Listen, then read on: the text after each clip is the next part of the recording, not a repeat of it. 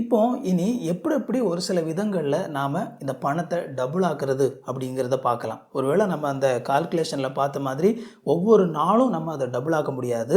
ஆனால் கண்டிப்பாக ஒரு குறிப்பிட்ட டைம் கொடுத்தோம் அப்படின்னா நம்மளால் நம்மகிட்ட இருக்கிற பணத்தை டபுள் ஆக்க முடியும். முன்னாடி எல்லாம் பேங்க்கில் ஃபிக்ஸட் டெபாசிட்டில் ஒரு காலகட்டத்தில் 13-14% வரைக்கும் கூட வட்டி கொடுத்துட்டு இருந்தாங்க, ஒரு 20 வருஷத்துக்கு முன்னாடி. ஸோ ஒரு 40 வயசுலாம் உங்களுக்கு இருந்தது அப்படின்னா உங்களால் ஈஸியாக அந்த காலகட்டம் உங்களுக்கு தெரியும்.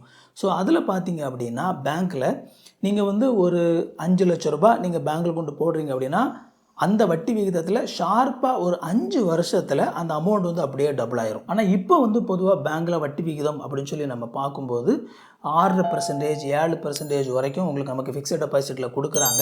ஸோ இந்த இதில் கிட்டத்தட்ட நமக்கு 10 வருஷம் வரைக்கும் டபுள் ஆகிறதுக்கு ஆகும். ஆனால் ஒருவேளை ஒரு சில இன்வெஸ்ட்மெண்ட்டில் உங்களால் ஒரு 13-50% ரிட்டர்ன்ஸ் உங்களால் எடுக்க முடியும் அப்படிங்கிற ஒரு நல்ல ஒரு இன்வெஸ்ட்மெண்ட் பிளான் நீங்கள் கண்டுபிடிச்சிங்க அப்படின்னா கண்டிப்பாக அந்த மாதிரியான பிளான்ஸ் உங்களுக்கு 5 வருஷத்துக்கு ஒரு முறை உங்களுடைய அமௌண்ட்டை அப்படியே டபுள் ஆக்கி கொடுத்துக்கிட்டே இருக்கும். ஆனால் பொதுவாக அந்த மாதிரியான ஹை ரிட்டர்ன்ஸ் கொடுக்கக்கூடிய இன்வெஸ்ட்மெண்ட்ஸ் பிளான்ஸில் எல்லாத்துலேயுமே கொஞ்சம் ரிஸ்க் இருக்கும்.